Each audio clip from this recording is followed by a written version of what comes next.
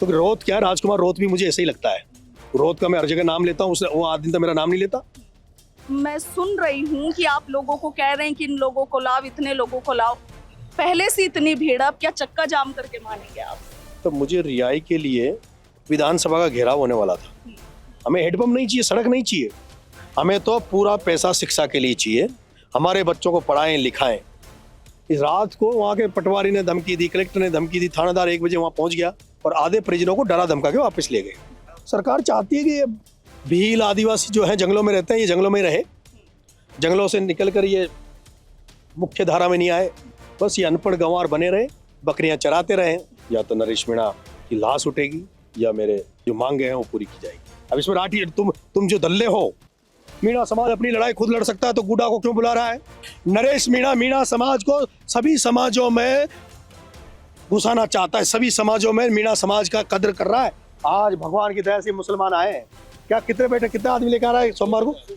सुनो, अब देखो उन दलालों से कह रहा हूँ, सुनो, ये मुस्लिम भाई 1000 आदमी लेके वादा कर रहे हैं। मीणा समाज को पहले अच्छी नजर से देखा नहीं जाता था। ये जो बनते थे ना नेता, इन्होंने मीणा समाज को इतना दूषित कर दिया था। अब वो दलाल क्या जवाब देंगे? उनसे पूछना इस बात का जवाब।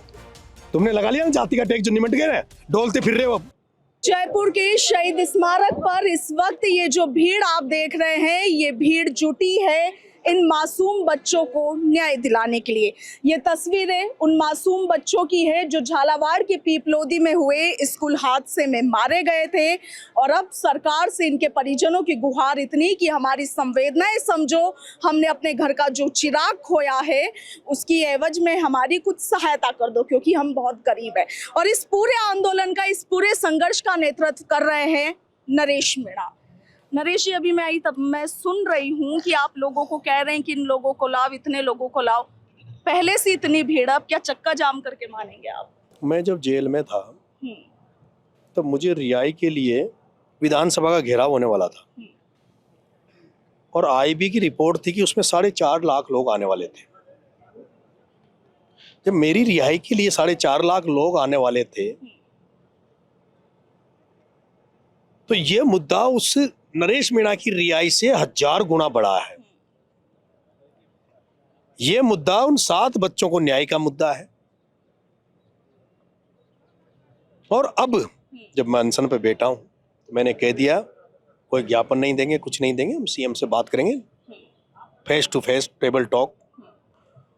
क्योंकि सीएम साहब ने रात को भी घोषणा करी है, पर सीएम साहब ने जिस तरह से वादा खिलाफी करी थी समरावता वाले मामले में, अभी भी वहां मुआवजा नहीं दिया, अभी उन लोगों के मुकदमे वापस नहीं हुए।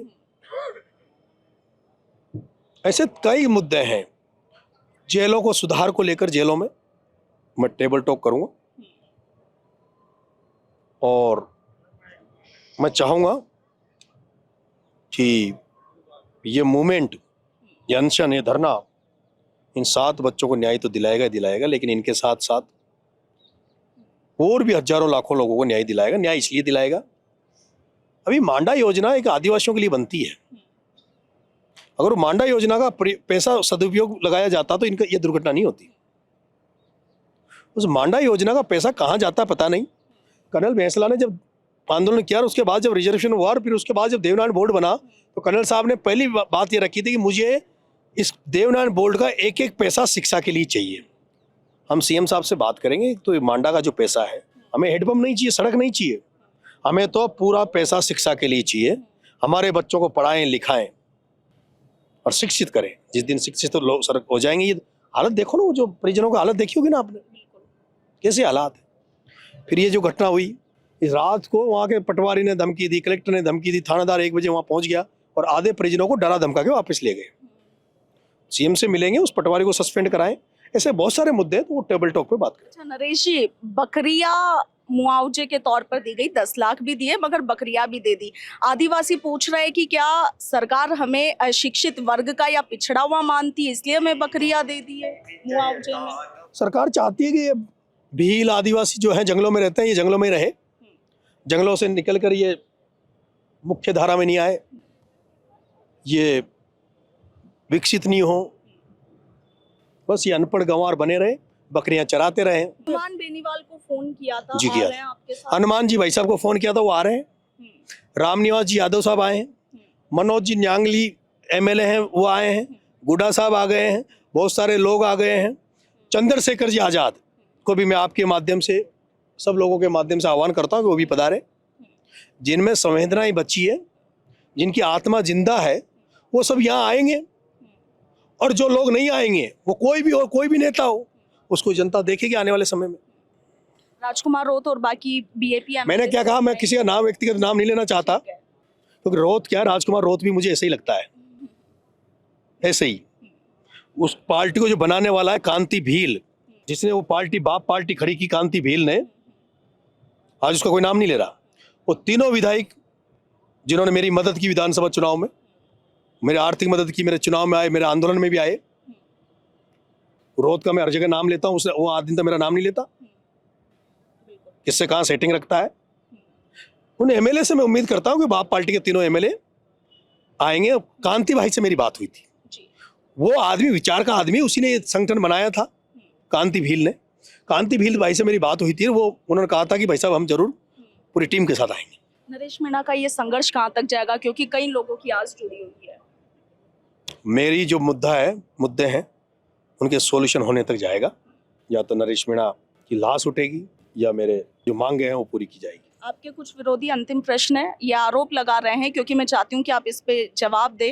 कह रहे हैं कि अपनी राजनीतिक रोटियां सेकने के लिए नरेश मीणा, रोटियां सेक रहा हूँ, नेता बनना चाहता हूँ, एमएलए एमपी बनना चाहता हूँ। तुम क्यों नहीं करते? तुम भी बन लो, तुम भी अनशन में बैठ जाओ, भूख हड़ताल करो ना।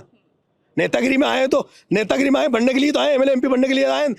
राजनीति में जो लोग हैं, जनता उनसे यही चाहती, धरना प्रदर्शन करे, आंदोलन करे, जनता की आवाज बने, वो बन रहा हूँ। अब इसमें राठी, तुम जो दल्ले हो, जिन नेताओं के तुम दलाल हो, जो मेरे को बदनाम करना चाह रहे हो, फर्जी आइडिया बनाई जा रही है। एक फर्जी आईडी मैंने देखी एक नेता की, उस नेता को वो फर्जी घोषित हो चुका। एक फर्जी आइडिया बना बना के कह रहे हैं मीणा समाज स्वाभिमानी समाज है, मीणा समाज किसी को खुद में सक्षम है, मीणा समाज अपनी लड़ाई खुद लड़ सकता है, तो गुड्डा को क्यों बुला रहा है? नरेश मीणा गुड्डा को नारे क्यों लगवा रहा है? गुंजल के नारे क्यों लगवाए? सचिन पायलट के नारे क्यों लगाए? हनुमान बेनीवाल के नारे क्यों लगाए? नरेश मीणा मीणा समाज को सभी समाजों में घुसाना चाहता है, सभी समाजों में मीणा समाज का कदर कर रहा है।